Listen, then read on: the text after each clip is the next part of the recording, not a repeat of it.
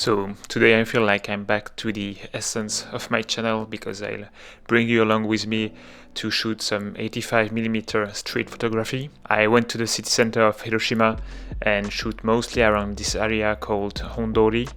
And yeah, the first thing I learned is that to shoot throughout the whole winter I will probably need a new pair of gloves.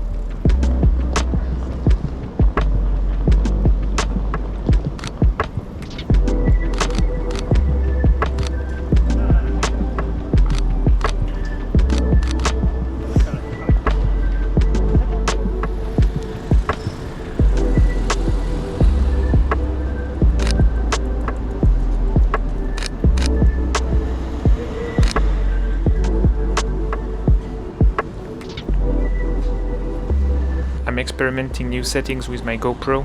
The ones I used this time are not the most cinematic, but thanks to the wider field of view, you can see more of my surroundings and how I operate my camera to get my shots, so I guess it's better to learn.